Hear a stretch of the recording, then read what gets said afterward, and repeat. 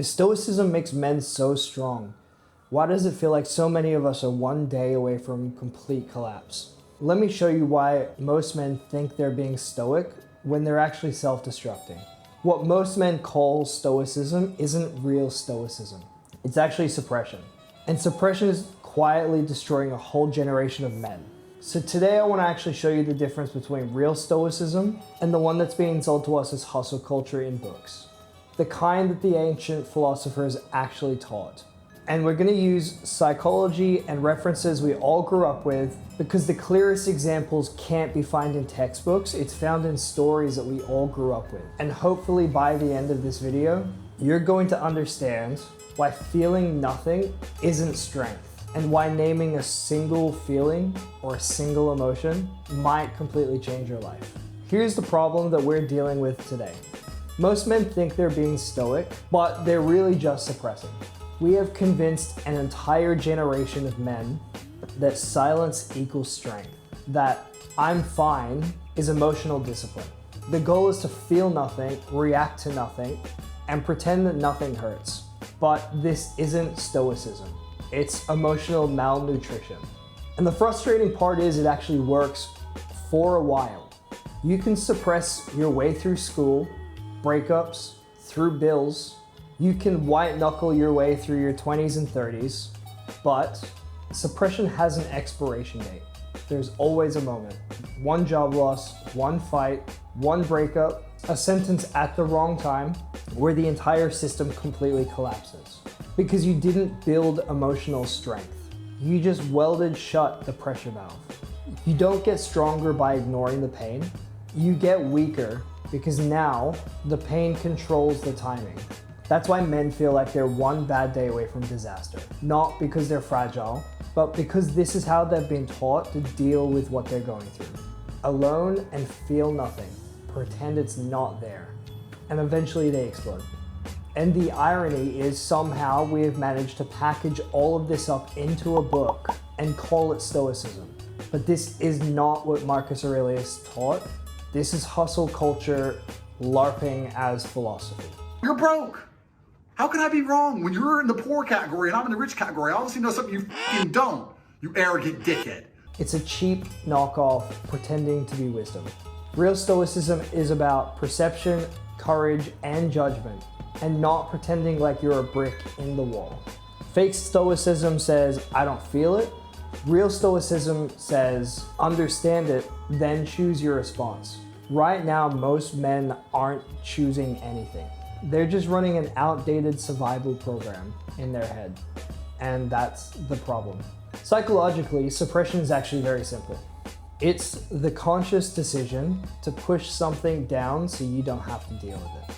But here's the trick. Do it enough times and it stops being conscious. It becomes an automatic, habitual reflex that we call heuristics. That's why most men swear that they're actually fine. In the moment, they genuinely believe that they are fine. But they've turned emotional avoidance into muscle memory. We do this all the time. Suppression feels like control. It looks like control, but functionally it is the absence of control. Because you're not choosing anything, you're running from it. So what happens when we suppress? When you shove emotions down into the basement, they don't disappear, they just reshape themselves. Anger becomes irritability, sadness becomes numbness, fear becomes overthinking, shame becomes self-sabotage, and stress becomes cortisol, which becomes fatigue and gut issues and burnout and even neurological damage. Suppression creates psychological debt, and all debt gets collected eventually. Just ask the IRS. This is why so many breakdowns come out of nowhere. They didn't show up from nowhere. They came from 10 years of emotional invoices finally landing on the table. So why do men think that suppression equals stoicism? Because the symptoms look really familiar on the surface. Suppression equals silence. Stoicism also looks like silence. So men think that these are the same things. The motivations could be any different. Suppression equals, if I think about this, I'll collapse. Stoicism is, if I understand this, then I can choose the right response. One is fear, one is mastery. Most men imitate the outcome of stoicism, and it looks like calmness, but they don't understand the process of how they got there, such as reflection or judgment or emotional literacy. Modern Stoicism is cosplaying the ancient Stoicism that was taught to us. Ancient Stoicism was cognitive restructuring 2,000 years before cognitive behavioral therapy even existed. CBT says that your thoughts create your emotions, your interpretation shapes your reality. And Stoicism said the same thing before Christ was even born. Epictetus, which is one of the founding Stoics, literally said, "Men are disturbed not by things, but by the views that they take of them." Stoicism is not "I don't feel." It's name the feeling, trace it back to its thoughts and roots, and examine the belief. That's not suppression, that's cognitive precision. And it's the foundation of every modern day psychological framework that actually works. So what happens when you do Stoicism wrong? You become Holden Ford from Mindhunter, one of my favorite TV shows. Throughout the show, Holden Ford interviews serial killers and psychopaths, and he does this without a problem. Everyone around him who's also doing it or is involved is visibly uncomfortable or distressed, or they don't know how to handle the pressure and the load. But he seems to be handling it completely fine, and people even question him on this. He's externally calm, but he's internally burning. He's able to handle the monsters during the day, until one day the whole system just completely collapses. The season ends with everything coming down around him, but he still remains completely calm, like he's put together. Until one of the psychopaths at the end of season 1 finally hug him, and he implodes from the inside. His panic attack at the end of season 1 comes from years of emotional steel casing. He wasn't a stoic, he was disassociating. Are you all right? I can't breathe. Did you take anything? I don't know. Do you have any allergies? You're not Dying. You're in a hospital. And his body finally pulled the fire alarm, and it did it without his decision. That's what happens to a lot of men and women around us. The collapse looks sudden, but the damage was a slow process. So what happens when we do Stoicism right? You become Uncle Iroh. We grew up watching him in The Last Airbender, and he was calm and joyful, and he loved his tea. This is the best tea in the city.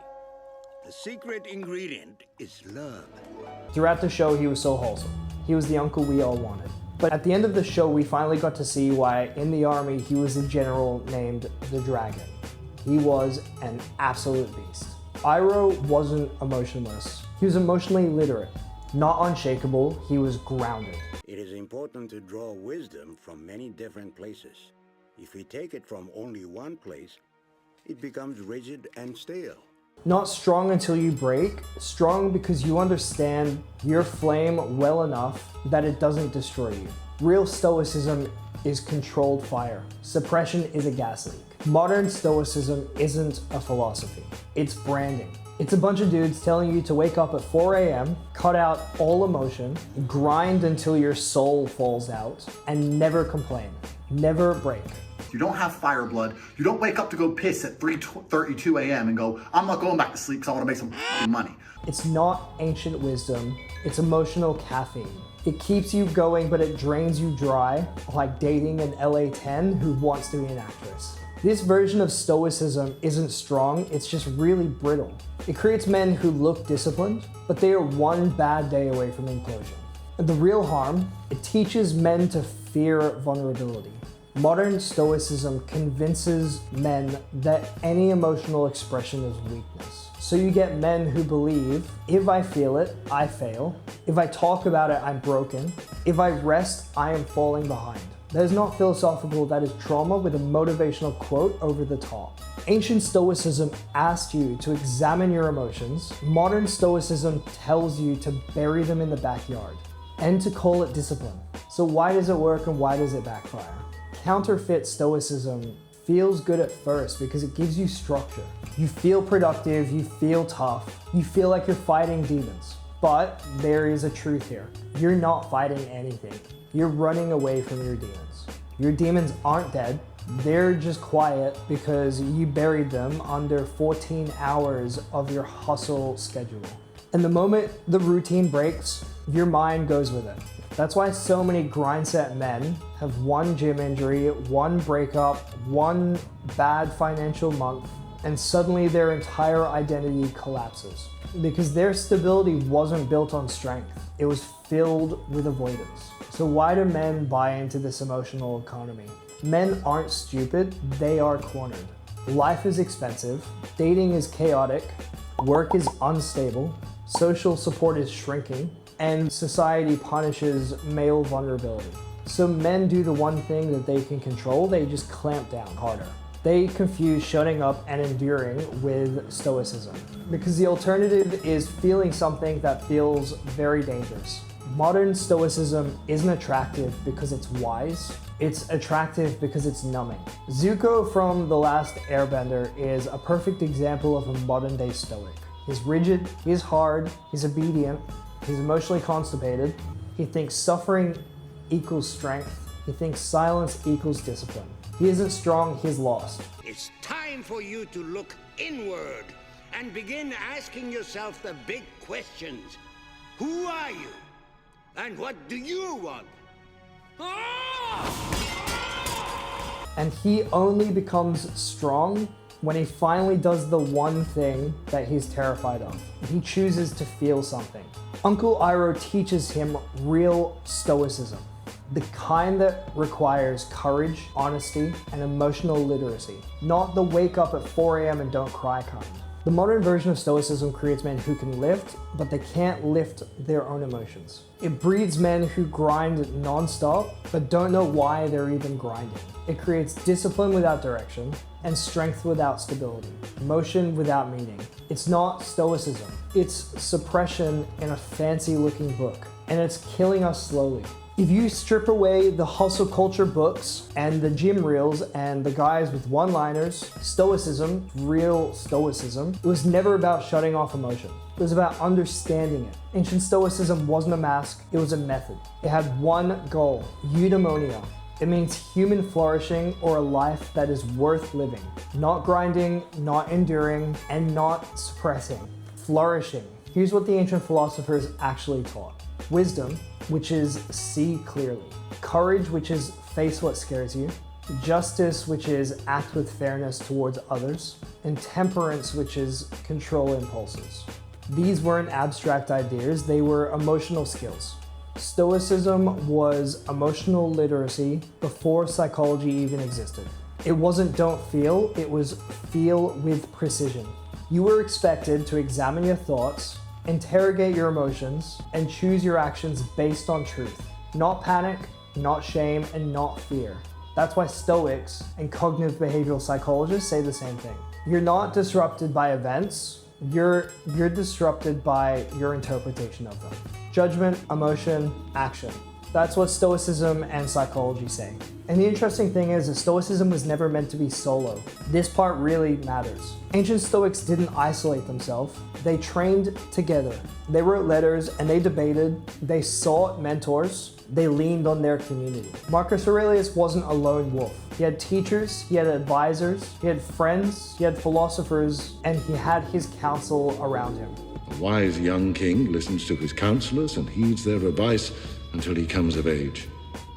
And the wisest kings continue to listen to them long afterwards. Stoicism wasn't meant to be self-sufficiency. It was be disciplined within a tribe. Men today try to do Stoicism alone, and that's not Stoicism, that's self-exile. Emotion isn't the enemy, avoidance is. Stoics saw emotion the way Aang's firebending teacher saw fire when he was teaching him. Dangerous when ignored, powerful when respected, life-giving when mastered. Emotion isn't your enemy, it's your fuel. Anger becomes courage, sadness becomes honesty, fear becomes preparation, and shame becomes transformation. But this only happens if you face it. If you avoid it, it's just gonna burn you. That's not philosophy, that's neurology. Uncle Iroh was, in my personal opinion, the perfect Stoic archetype. If you want the clearest picture of real Stoicism and what it looks like, you don't need a philosophy book, you need Uncle Iroh. He is warm, he is present, he feels deeply, he grieves the loss of his son, He loves his tea, music, and people. He is so patient with his nephew Zuko, even when Zuko's being an emotional hurricane or a little shit. And when Iroh fights, he is a monster.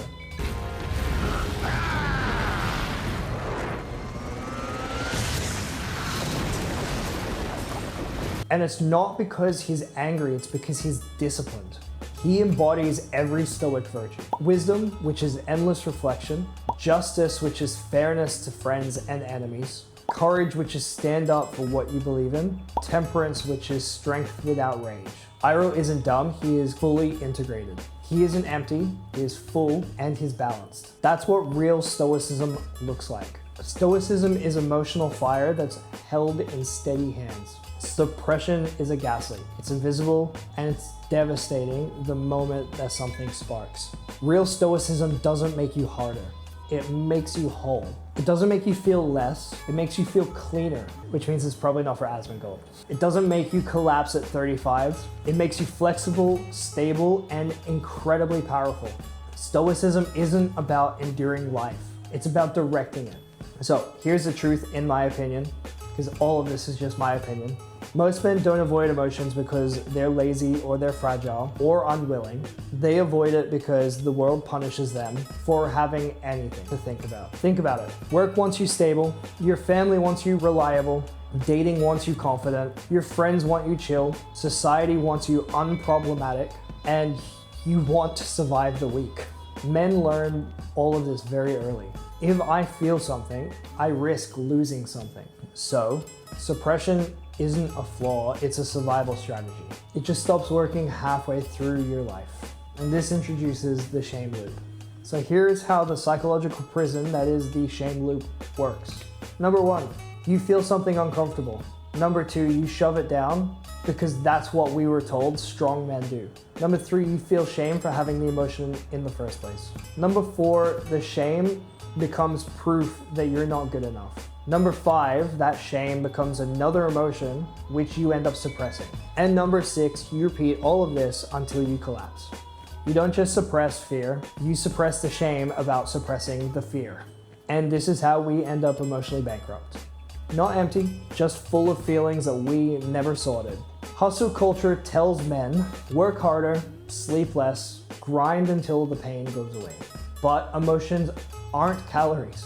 You can't just burn them off. They will wait, they will stack, and they will ambush you. You can't outrun your nervous system. It's just science. Because it's inside the same body that's doing the running. Underneath suppression is one fear.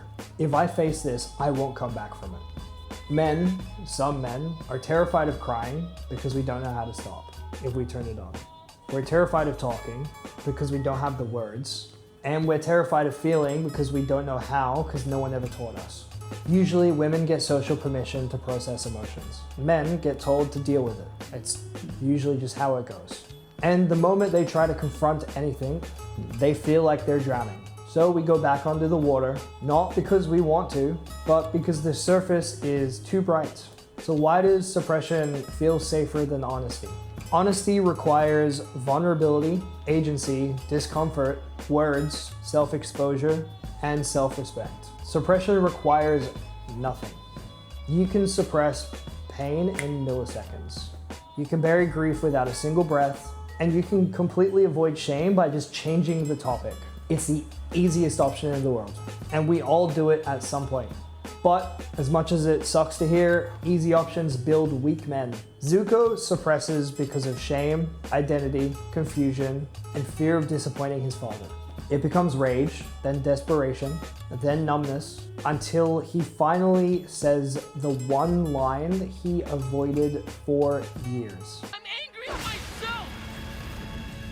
Holden Ford from Mindhunter suppresses because of professionalism, duty, pressure, identity, and competence. He collapses in the hallway because the body forces him to feel what he has been refusing to face, or even acknowledge. These aren't fictional arcs, they're psychological case studies in disguise. We don't need to be told to be strong. We need to be told how to be strong. Men aren't crumbling because they're weak. We are crumbling because no one taught us the skills that we need. Naming emotions, understanding stress, reframing thoughts, integrating fear, using shame constructively, and building internal stability. We don't fear emotions, we fear chaos. If you give us a map, we will walk through the fire willingly. Here's a truth that should have been taught to us at the age of 15. Strength isn't something that you are, strength is something that you practice. And emotional strength works the exact same as physical strength. If you avoid the weight, it will eventually crush you. If you pick it up consistently, it will shape you.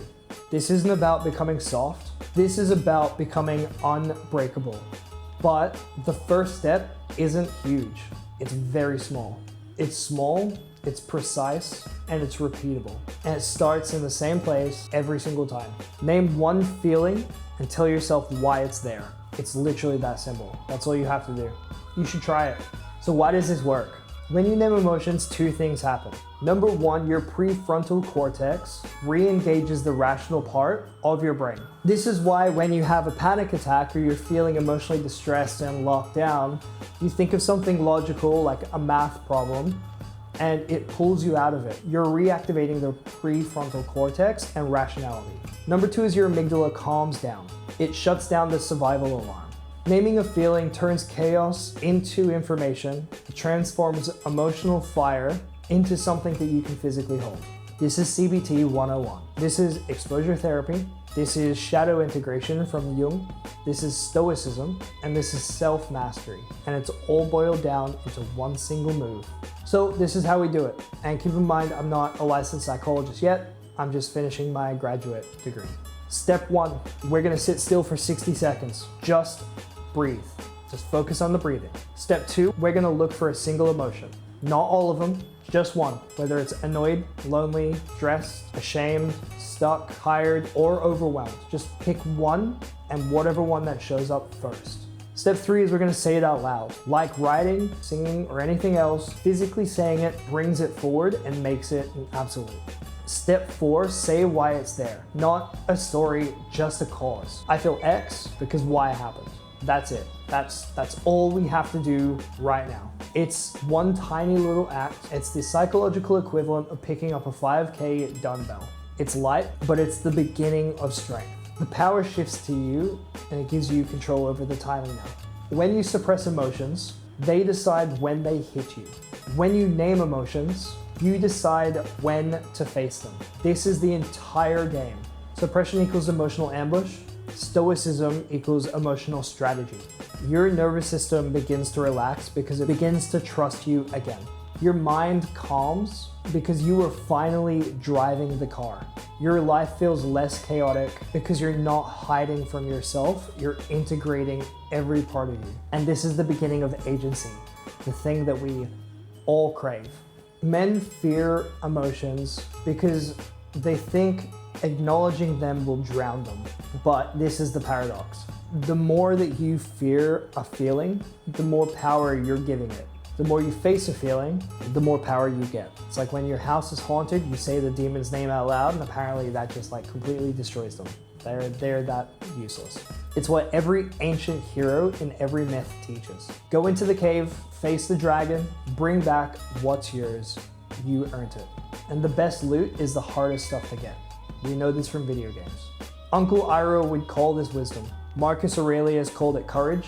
Modern day psychologists call this agency.